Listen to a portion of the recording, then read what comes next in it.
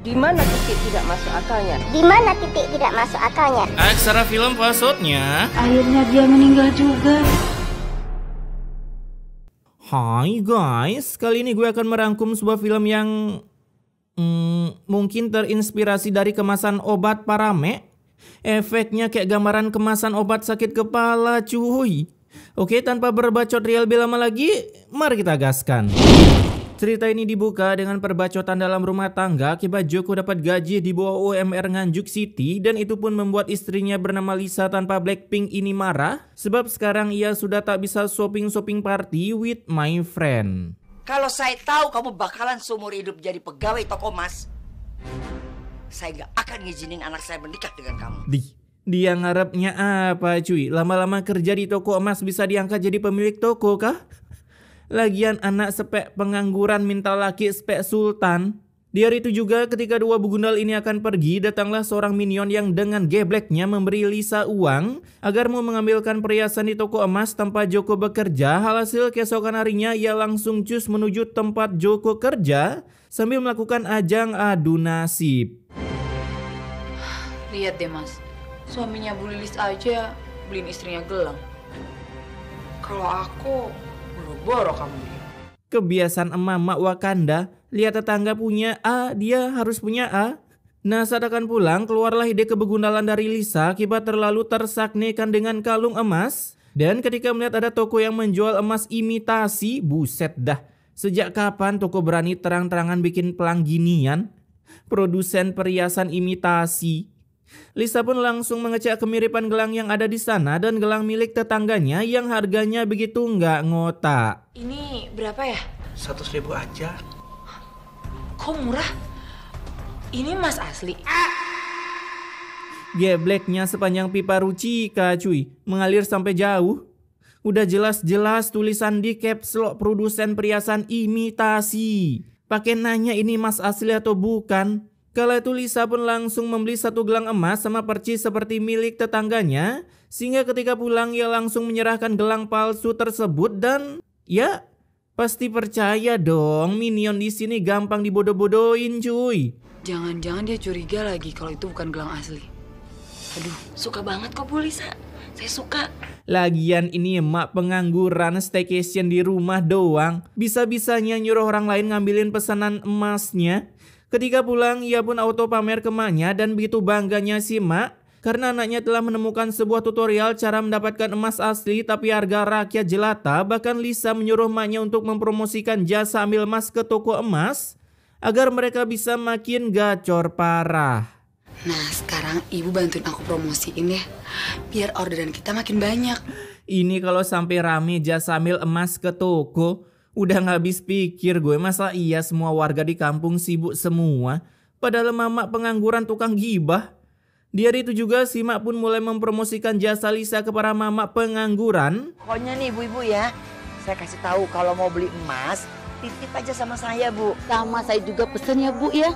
Dalah, mamak di sini walaupun pengangguran suaminya kerja jadi bandar cuy. Makanya gampang banget cangkemnya ngomong beli ini itu. Hasil seorang minion pun langsung datang ke rumah Lisa untuk beli kalung. Saya mau nitip kalung ya. Kalau bisa, tolong belikan kalungnya itu 2. Mamak dikasih kaki lengkap. Bukannya digunain malah nyuruh orang. Lagian beli kalung emas ukuran tangannya dia aja kagak tahu seberapa cuy. Yaudah, ini uangnya. Pas ya? Pas ya? Lebih gak ngotak lagi. Please lah, dari mana sih mak tahu harga kalungnya pakai bilang pas segala? Ini film udah gak bisa dicerna pakai logika cuy. Keesokan harinya akhirnya mereka bisa panen emas asli tapi harga rakyat jelata sebab para minion diberikan emas-emas imitasi oleh Lisa. Sampai membuat Joko terbagongkan karena takut istrinya melakukan open-openan untuk membeli emas. Kalian dapat perhiasan-perhiasan ini dari mana? Ya kalau ibu sih dari keluarga ibu. Keluarga ibu? Keluarga yang mana bu? Nenek moyang? Udah jadi fosil. Mendengar jawaban si mak tentunya Joko tak percaya karena kebetulan sebelum menikah ia sudah sempat mendownload otak terlebih dahulu jadi sangat bisa digunakan untuk berpikir.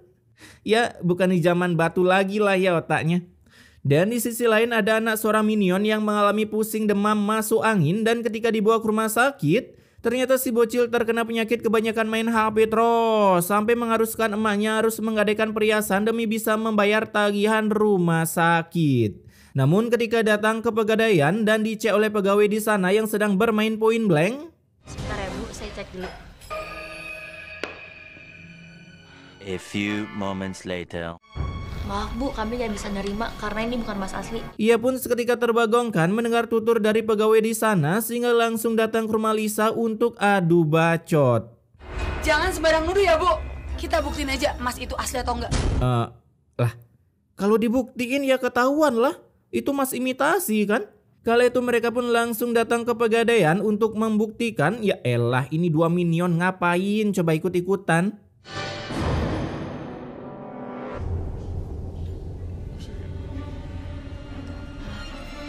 Masa iya kagak ketahuan cuy, sedekat itu loh.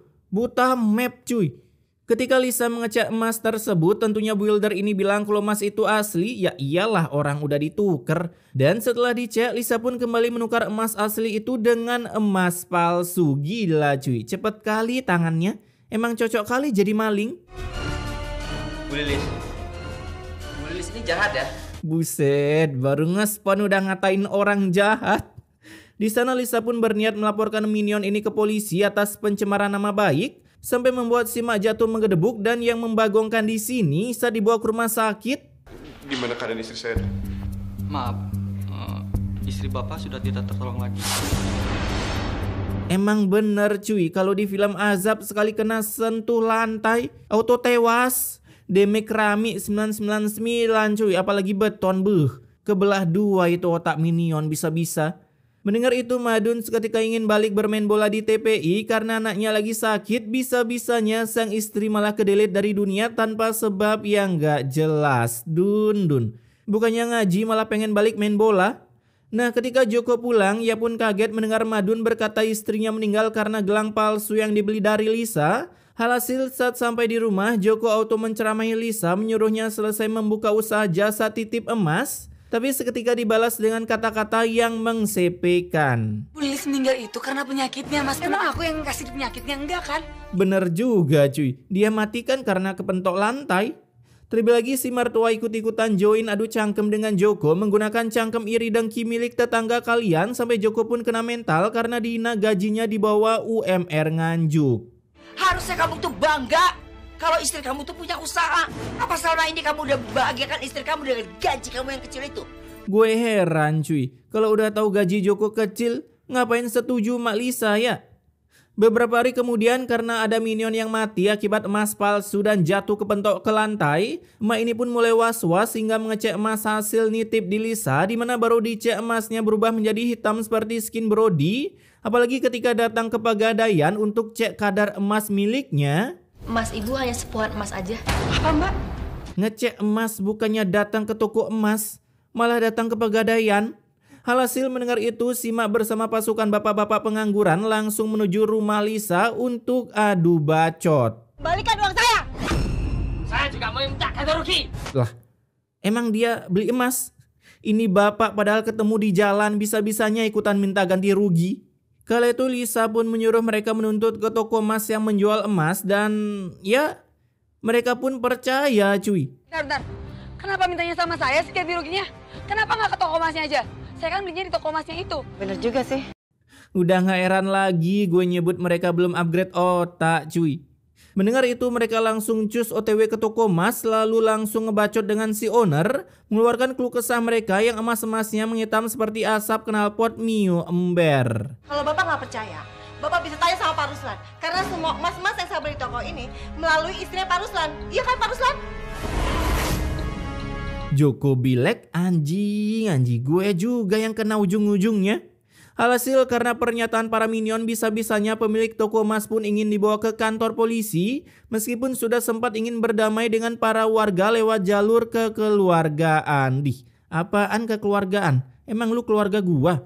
Gak bisa Pak, soalnya sampai ada yang meninggal. Sampai ada yang meninggal nggak tuh karena pakai emas palsu? Udah jelas-jelas dia meninggal karena kepentok lantai. Hari itu juga akhirnya si owner langsung dijebloskan memakai kostum ala-ala napi, cuman beda warna doang karena biasanya di film warnanya oranye, ya mungkin stoknya habis. Ini Mau dipenjara atau mau dioperasi cuy? Pakai baju kerah koko. Melihat bosnya di penjara, Joko pun mencoba mencari kebenaran di balik kebegunalan istrinya dan hasilnya jackpot karena ketika pulang, ia pun berhasil menguping percakapan dua begunal ini tentang usaha jasa beli emas palsu. Sehingga mendengar itu, Joko langsung menyeret Lisa OTW ke kantor polisi sampai Lisa tak sengaja mendorong Joko ke tembok dan ya, apalagi kalau nggak ditransfer ke rumah sakit.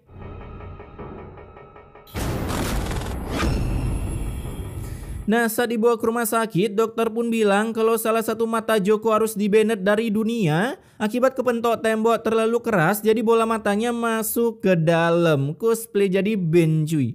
Kala itu ketika dua begunal ini pulang, bodo amat ngurusin Joko di RS, ia pun mendengar keluh kesah para minion yang bilang, sekarang udah nggak ada lagi toko emas di kampung kita ya Bu. Kalau kita mau beli emas, terpaksa deh ke kampung sebelah. Emas tuh udah kayak kebutuhan pokok ya. So-soan ngomongin emas, noh anak minta Kinder Joy di rumah kagak dibeliin.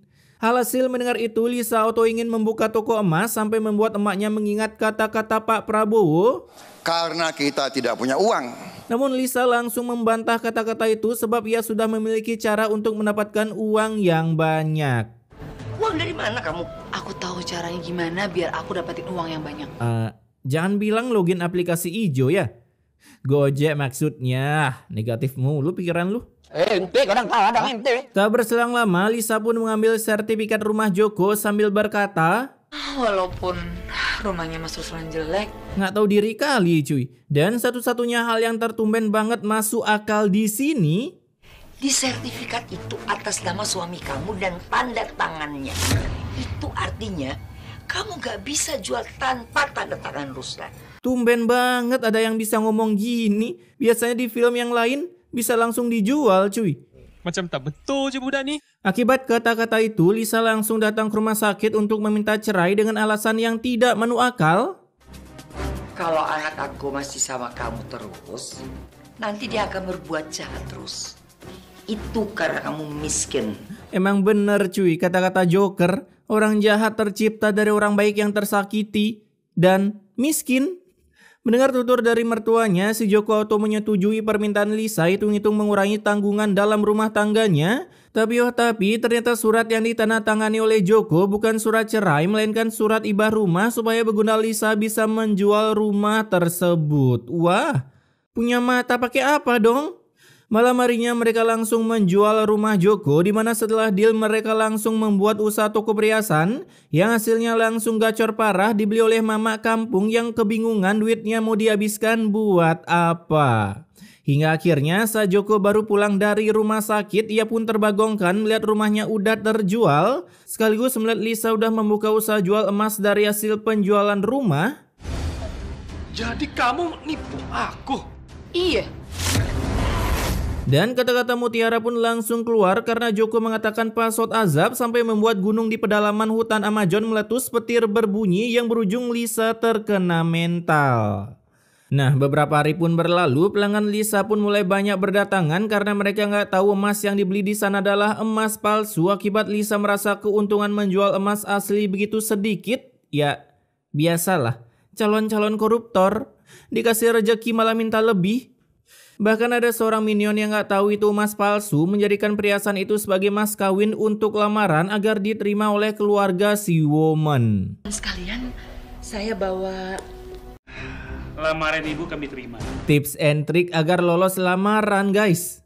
Namun tak berselang lama saat dilihat beberapa perhiasan menghitam seperti daleman knalpot, mereka pun langsung melakukan tes kepegadaian dan hasilnya zong berupa emas imitasi sampai akhirnya lamaran tersebut harus dibatalkan. Terlebih lagi jantung si minion mengalami mati rasa dan harus wasted dalam keadaan anaknya tak jadi menikah.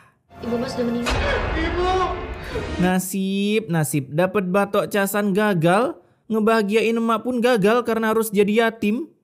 Akibat kejadian ini, si minion ini langsung mengumpulkan warga untuk menuntut kebegunalan Lisa, di mana saat sampai Lisa pun auto kabur dari TKP sedangkan emaknya berhasil ditangkap meski sempat ingin kabur juga. Dia sudah menipu warga. Katanya jual emas, gak taunya jual imitasi.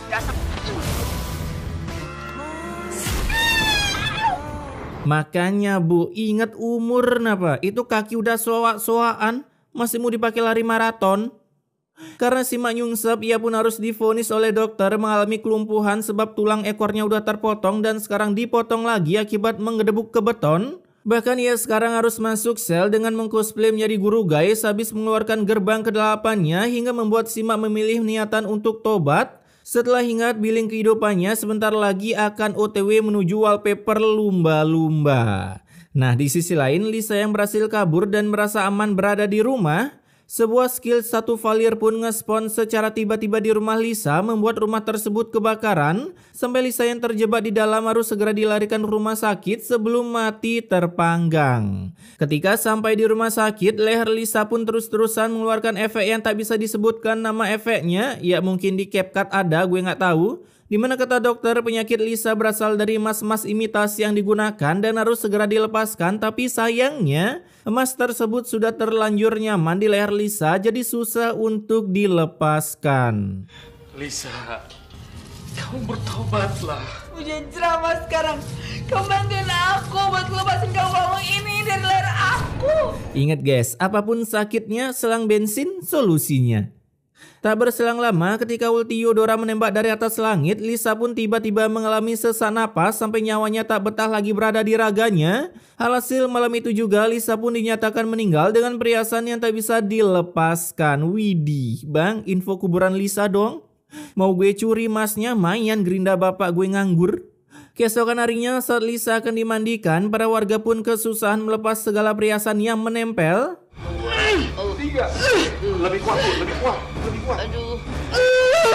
Sampai segitunya cuy, dilemkah itu cincinnya? Tapi karena tak bisa dilepas, muncullah ide psikopat dari Joko yang bilang, bagaimana kalau misalnya kita buka paksa aja? Kita foto. Mantap, jadi babang mantu lama-lama. Hasil mereka pun memanggil seorang builder yang biasa menjinakkan ranjau, namun tetap saja hasilnya pun harus nihil. Ayo dicoba sekali lagi. Pakai tenaga lebih kuat. Bapaknya lah dikira dari tadi kagak pakai tenaga cuy. Akibat tak ada cara lain karena teknisi ahli menjinakkan ranjau darat juga harus surrender ngelepas perhiasan Lisa. Mereka pun mau tak mau mengubur Lisa dalam keadaan berharga seperti ini. Dimana Broja memasukkan Lisa ke dalam keranda, keluarlah sebuah efek yang... Aduh, gue kagak bisa berkata-kata dah tentang ini efek.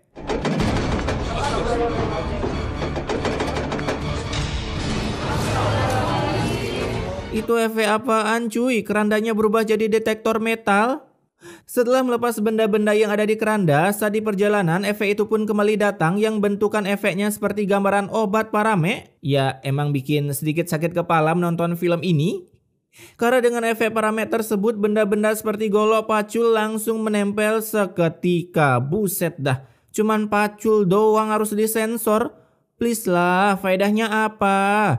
Orang gak mungkin bersetubuh dengan pacul karena ngeliat pacul. Kerandanya bergetar sendiri. Ustaz, gimana ini Pak Ustaz? Apapun masalahnya, tanya ke Pak Ustadz is number one. Dikira Pak Ustadz emak-emak mereka apa ya? Ada masalah dikit tinggal manggil emak.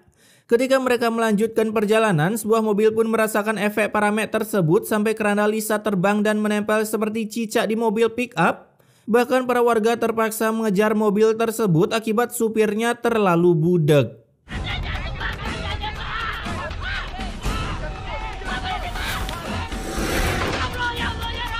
Budek kali supirnya cuy. Segede gitu suaranya kayak toa bisa-bisanya kagak denger.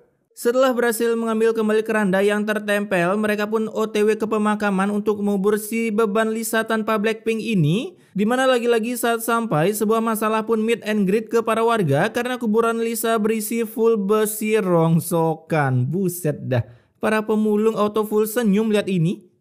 Kala itu karena para warga udah mengeluh tak kuasa menahan grafik 2 bit, mereka pun kembali mencari liang lahat yang no efek-efek CGI dan berhasil ketemu. Hingga akhirnya Lisa pun dikuburkan dengan layak meskipun pada akhirnya sebuah efek harus dikirimkan oleh sang editor sebagai penutup dari film ini.